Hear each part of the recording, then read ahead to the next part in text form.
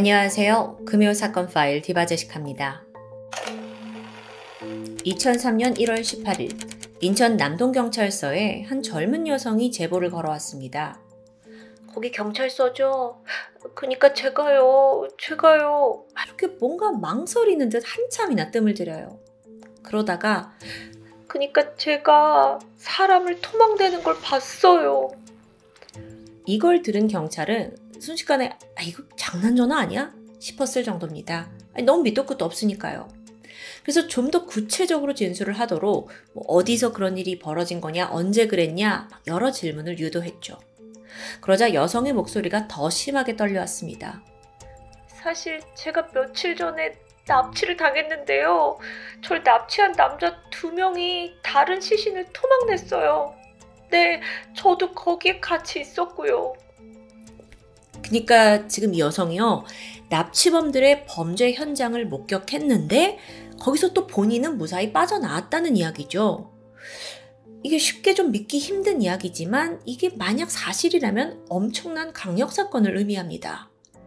경찰은 즉각 여성을 찾아 나섰고 그녀를 만나 명확한 사실을 파악하게 됩니다. 해당 여성은 당시 32살이던 이 씨. 그녀는 그 문제의 두 남성을 화상 채팅에서 알게 됐다고 말합니다. 그러니까 온라인에서 만나서 대화를 나누다가 실제로 만남을 갖게 된 거죠. 처음엔 수상한 낌새를 전혀 눈치채지 못했어요. 근데 헤어지기 직전에 이들이 갑자기 자기들이 사는 인천 집에 가자라고 제안을 하는 거예요. 아직은 그래도 잘 모르는 사이인데 이 씨는 이걸 거절하게 되죠. 그리고 이때부터 지옥이 시작됩니다. 두 남성이 그냥 짐승으로 돌변했어요. 이 씨를 폭행했고 강제로 차에 태워서 납치합니다. 그리고 인천에 있는 그 집에 도착하자마자 번갈아 성폭행을 저질렀습니다. 그 뒤 이 씨는 온몸이 꽁꽁 결박된 채 감금당했습니다. 그렇게 꼬박 이틀이 흘렀을 무렵 남자들이 갑자기 냉장고에서 뭔가를 꺼내와요. 그리고 이 씨 앞에 내려놨죠? 그건 분명 사람의 시신이었어요. 이 두 남성이 이 씨가 보는 눈앞에서 칼질을 하면서 시신을 토막내기 시작한 거예요. 게다가 더 충격적인 건 그 과정에 이 씨 또한 강제로 동참시켰다는 겁니다. 사실 이 씨로서는 이 사람들 말에 따르지 않으면 나 또한 이 눈앞에 있는 토막 시신처럼 죽게 될지도 모른다라는 격한 두려움에 휩싸였겠죠. 그래서 이 씨도 제정신이 아닌 상황에서 사체 훼손에 동참하게 되는데요. 그러자 범인들은 깔깔거리며 좋아했습니다. 야, 이제 너도 우리랑 같이 공범이야.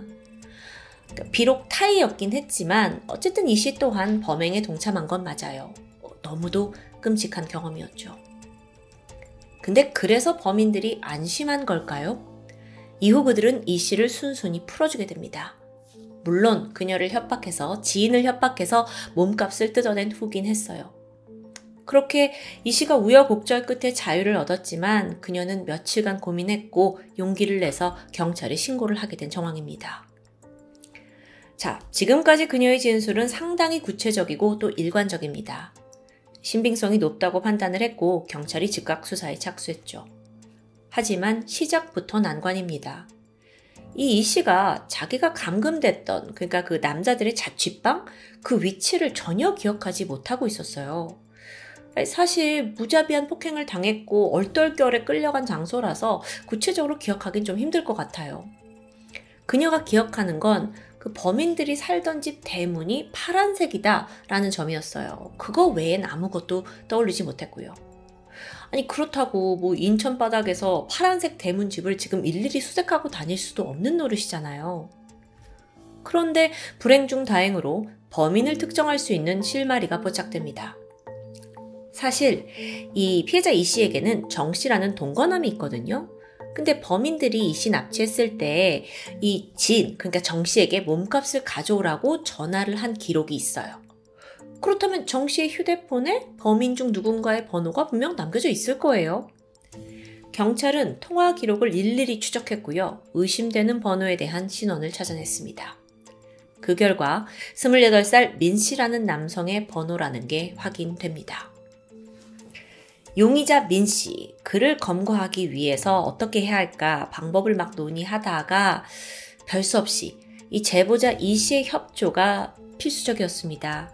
이게 이 씨 입장에서는 너무 두렵고 또 위험한 일이죠. 그래서 망설이고 있는데 경찰이 뭐라고 했냐면 우리가 범인 꼭 잡겠다. 그러려면 한 번만 더 우리 도와주고 믿어줘라. 반드시 검거하겠다. 그녀는 이 말을 믿고 작전에 동참합니다. 경찰의 지시대로 그녀는 민 씨에게 연락을 시도했어요. 그리고 1월 19일 저녁 6시 인천 남동구 간석동에 있는 시청 후문에서 만나기로 약속을 잡습니다. 그날 현장에 나타난 민 씨는 별다른 의심을 하는 그런 태도는 아니었습니다. 사실 이 사람은 설마 같이 사체를 훼손한 이 씨가 경찰에 가서 모든 걸 불었을 거라고 아예 생각하지 못한 것 같아요. 일대에는 수사팀이 잠복해 있었고 잠시 후 민 씨는 신속히 검거됩니다. 자, 이제 또 다른 공범을 찾아야겠죠? 길고 긴 추적 끝에 다음 날인 20일 낮 2시 공범이었던 25살 강 씨를 군자 톨게이트에서 검거하는 데 성공합니다. 그는 당시 부산에 있는 여자친구를 만나고 돌아오던 길이더라고요. 검거 당시 그는 심하게 저항을 했고 그 과정에서 경찰은 공포탄 한 발과 실탄 한 발을 발사하기도 했다고 전해집니다. 꽤 많이 저항을 한 것 같죠.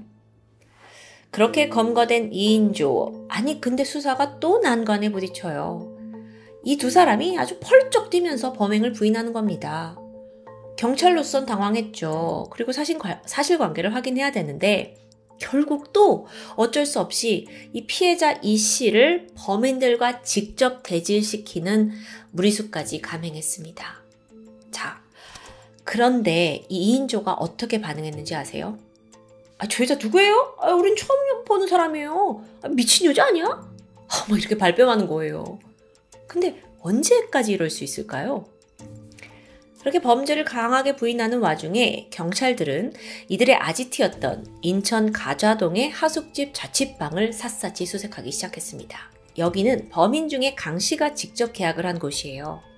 막 수색을 해보니까 하나씩 이 사건의 잔혹성을 짐작케 하는 범행 도구들이 줄줄이 발견됐죠. 우선 집 안에서 피해자를 공격할 때 사용된 것으로 추정되는 망치, 쇠톱, 회칼이 쏟아져 나왔습니다. 또 피해자들 결박할 때 사용했던 테이프, 케이블 타이도 나오고요. 그리고 가장 결정적이게도 여러 개의 파란색 대형 플라스틱 통이 발견됐거든요. 안을 열어보니까 비닐에 쌓인 토막난 남성의 시신이 들어있는 거예요. 아니 이렇게 집 안에 시신이 있는데 뭘 잡히고 나서 발뺌을 해요. 어쨌든 이 시신이 굉장히 정교하게 훼손되어 있었어요. 그리고 3개의 비닐봉투에 나눠져서 담겨 있었죠. 근데 또 보니까 절단된 손이 지문까지 전부 도려내져 있더라고요. 그러니까 죽은 이의 실론을 감추려고 아주 철저히 행동한 거죠. 그리고 이 모든 건 앞서 이 씨가 증언했던 그대로였습니다. 게다가 더 경악할 만한 게 증거로 나왔는데 그건 바로 디지털 카메라였습니다. 이 카메라 안에 이들이 함께 시신을 토막냈던 과정을 찍어둔 사진들이 담겨져 있더라고요. 근데 이 사진을 하나하나 보던 경찰들이 정말 입을 다물지 못해요. 왜냐면 범인들 표정이요. 사체를 토막내는 상황인데도 불구하고 막 깔깔거리면서 되려 즐거운 표정입니다. 어떤 사진엔 V를 해가면서 환하게 웃고 있고요. 이거 너무 상상만 해도 소름 돋죠. 어쨌든 이렇게 명백한 증거 앞에서 이인조는 더 이상 발뺌할 수 없습니다. 결국 모든 범행 사실 인정했고, 자 그럼 이제 왜 죽였는가? 범행 동기가 궁금해집니다. 사실 알고 보면 그 죽은 피해자와 이들은 원한도 없고 일면식도 아예 없는 사람들이에요. 그럼 왜 죽이고 토막냈냐? 라는 질문에 주범격이었던 강 씨가 대답합니다. 그게요. 헤어진 애인의 현재 남자친구랑 목소리가 비슷하더라고. 짜증나서 죽였어요. 생긴 것도 뭐 같고. 살해 동기가 정말 허탈 그 자체예요. 이걸 앞에서 듣고 있던 경찰의 심정은 어땠을까요? 진짜 머리 한 대 받고 싶었겠죠. 사건의 전말은 이렇습니다. 주범인 강 씨 그리고 공범 민 씨는 영등포 구치소에서 깜빵 동기로 만났습니다. 출소를 한 후에 둘은 일자리를 얻지 못한 채 돈이 궁해지니까 함께 범죄를 모의하기 시작했죠. 2003년 1월 11일 날 강 씨는 자기 그 인천 자취방에 민 씨를 불러서 구체적인 범행 계획을 세웠습니다. 그게 뭐였냐면 야, 자가용 영업하는 사람을 한번 우리가 털어보자 라는 거예요. 그래서 그 사람의 돈과 차량을 갈취하자는 내용인데 여기서 자가용 영업이라는 건 뭐냐면 택시처럼 허가를 받은 차가 아니라 본인의 자차로 승객들을 태워다주는 불법 영업을 말합니다. 이게 지금은 많이 줄었는데 그 당시인 2000년대까지만 해도 사실 암암리에 꽤나 이루어지고 있었다고 해요. 이게 워낙 불법이다 보니까 그걸 약점으로 잡으면 피해자들이 차와 돈을 뺏겨도 신고를 못할 거라고 생각한 거죠. 그렇게 두 사람은 회칼 2자루, 그리고 40cm짜리 부엌용 칼, 또 여러 결박할 수 있는 도구 등을 준비합니다. 그렇게 그 모의를 한 당일, 계획을 하자마자 바로 밤거리로 나와서 대상을 찾기 시작했죠. 저녁 9시 두 사람은 수원시 권선구의 버스터미널 앞에서 생활정보 책자를 뒤적거렸다고 해요. 그리고 여기서 광고에 나온 자가용 영업자의 연락처를 발견해서 전화를 겁니다. 저희가 있는 곳으로 좀 와줄 수 있죠? 하고 그를 유인하게 되죠. 이때 등장한 피해자가 바로 살해된 26살의 오 씨입니다. 이들이 오 씨에게 25만 원을 줄 테니까 당장 강릉에 가자고 요구했어요. 수원에서 강릉까지. 비록 먼 거리죠. 근데 이게 오 씨 입장에서는 큰 돈을 벌 수 있는 기회였어요. 그래서 아무런 의심하지 않고 이 두 사람을 태워서 강릉으로 차를 출발시켰죠. 자, 그런데 한편 범인 두 사람 입장에서는 이 지역을 벗어나서 좀 더 한적한 곳으로 유인한 꼴이 된 겁니다. 그렇게 한참 달리던 오 씨의 차가 강릉 휴게소를 약 10km 정도 지난 밤 11시 40분, 2인조는 작전을 펼쳤습니다. 먼저 뒷좌석에 앉아있던 강 씨가 나 좀 소변이 너무 급한데 차 좀 세워줘요 라고 했어요. 그래서 잠시 후에 이 드라이버 오 씨가 영동고속도로 갓길에 정차를 하게 되죠. 그 순간 조수석 옆에 앉아있던 민 씨가 오 씨의 얼굴을 냅다 주먹으로 때립니다. 그러면서 뒷좌석에 있던 강 씨도 뒤에서 그를 위협하면서 회칼을 들이밀었죠. 이후 계속 가혹한 폭행이 이어졌어요. 그 충격이 얼마나 심했던지 차 뒷좌석의 창문 다 깨졌을 정도입니다. 사실상 오 씨는 무방비 상태였잖아요. 혼자서 이 옆에 있는 건장한 남성 둘의 공격을 막아내긴 역부족이고요. 이들은 피해자의 양손과 양발 결박했고 눈과 입에 테이프를 둘둘 감은 채 그를 뒷좌석에 태우고는 다시 강 씨의 자취방이 있는 인천으로 되돌아옵니다. 1월 12일 새벽 5시 반, 집에 도착한 이들은 여태까지 범죄가 너무 피곤했는지 오 씨를 일단 안방에 옮겨놓고 잠을 청하게 돼요. 그리고 오 씨가 이때를 노렸습니다. 2인조가 잠든 걸 확인하고 탈출을 시도한 거예요. 필사적으로 팔을 움직여서 일단 이 케이블 타이를 좀 느슨하게 만들었어요. 그리고 천만다행히도 양발에 묶여있던 케이블 타이를 풀어내게 돼요. 그런데 지금 이 상황이 사실 눈과 입은 여전히 테이프로 감겨져 있거든요. 손도 묶여있긴 하고요. 두 발만 자유로워진 상황에서 오 씨가 마음이 급해졌습니다. 그래서 당장 도망을 치려고 했죠. 아침 10시쯤 앞이 잘 보이지 않는 상황에서 더듬거리면서 입구를 찾다가 그만 보일러실에 부딪히고 맙니다. 그 시끄러운 소리에 강 씨와 민 씨가 잠에서 깨어났고요. 이 새끼가 어딜 도망쳐? 분노한 두 사람은 그때부터 오 씨에게 또다시 무차별한 폭행을 휘둘렀습니다. 이때 걸레자루, 온갖 도구들 보이는 대로 잡아서 때렸어요. 그리고 또 분이 안 풀렸는지 강 씨가 테이프를 추가로 가져와서 오 씨의 얼굴 전체를 아예 둘둘 휘감아버리는 엽기적인 짓을 저지릅니다. 이러면 사람이 숨을 못 쉬잖아요. 그래서 오 씨가 몸부림쳤죠. 그리고 잠시 후 그는 질식사로 사망하고 맙니다. 어라? 죽어버렸네. 이인조는 곧장 다음 피해자를 물색했습니다. 이때 대상이 된 사람이 바로 이 씨예요. 앞서 경찰에 제보를 했던 이 씨요. 오 씨가 사망하고 불과 다음 날인 1월 13일 밤 9시 30분. 두 사람은 화상 채팅에서 만난 이 씨에게 25만 원을 내가 줄 테니 같이 월미도에 가자라고 끼어냈어요. 그렇게 월미도 한적한 공터에 도착했죠. 그리고 나서 이제 시간을 좀 보내고 얼마 안 가 본색을 드러냅니다. 폭행을 휘둘러서 이 씨를 납치하고 인천 다시 자취방으로 데려와요. 범인들은 거기서 그녀를 강간했습니다. 그리고 그것도 모자라 끊임없이 생명을 담보로 협박을 합니다. 사실 이게 사람을 죽인 지 지금 24시간 정도밖에 지나지 않은 시점이에요. 그러니까 뭔가 살인에 대한 부담감이 없어진 걸까요? 아니면 뭔가 약간 난 이미 사람을 한번 죽여봤어. 이것에 대한 과시였을까요? 일부러 이 씨를 앞에 두고 막 들으라는 듯. 야, 얘 죽일까? 아니야. 오늘까지 살려두자. 그럼 내일은 어떻게 죽일까? 막 듣는 사람 오금이 저릴 만한 이야기를 막 장난처럼 서슴없이 꺼냅니다. 이 씨는 온몸이 결박된 채 덜덜 떨면서 이 지옥 같은 시간을 버텨야 했고요.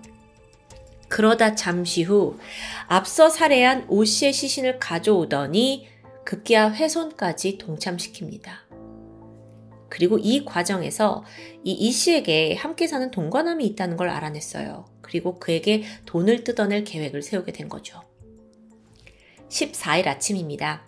일당은 동거남 정 씨에게 전화를 걸어서 몸값 250만 원을 요구합니다. 그리고 돈 받았어요. 약속대로 그녀를 풀어줬죠. 이땐 물론 너도 우리랑 같이 시신을 훼손했으니까 공범이다 라는 전제가 깔려 있었어요. 게다가 또 한 가지 조건이 있었죠. 이 범인 두 사람 중에 민 씨가 원할 땐 언제든지 달려와서 성관계를 하라는 거예요. 그러니까 완전히 이 씨를 놓아준 게 아니라 막 자신들이 조종할 수 있는 성놀이개로 삼겠다는 거죠. 저는 지금 이 스토리를 들려드리면서도 이게 진짜 국내 사건이 맞아? 할 정도예요. 무슨 공포 영화에서나 볼 법한 정말 앞뒤 생각 없는 너무 엽기적인 범행이죠. 근데 시라고요. 다행히 두 사람은 검거됐고 이젠 재판 결과가 궁금합니다. 주범인 강 씨에게는 최종 무기징역. 하지만 공범이었던 민 씨에게는 고작 징역 7년이 선고됩니다. 그 이유는 민 씨에게는 살인 방조죄만 적용됐기 때문이에요. 또 이 씨를 살려보냈다는 것도 참작이 되었다고 하고요. 이게 말이 되나 싶어요. 이 사건이 20년 전 사건이라 그런 걸까요? 형량이 너무 낮은 거 아닌가요? 지금 그럼 민 씨는 출소를 해서 멀쩡히 살아가고 있다는 거잖아요. 또 모르죠. 또 다른 죄를 저질러서 감방에 있을지도요. 한편 주범인 강 씨는 무기징역을 받긴 했지만 20년의 형기를 채운 상태라서 가석방의 가능성 또한 열려 있습니다. 여러분, 오늘 사건은 그 엽기성과 잔혹성에 비해 국내에 그렇게 많이 알려지진 않은 것 같아요. 2000년대 초반만 하더라도 워낙 강력 범죄가 많았던 시기라 대중에게 좀 금세 잊힌 탓도 있습니다. 근데 금세 잊히는 게 결코 좋은 게 아닙니다.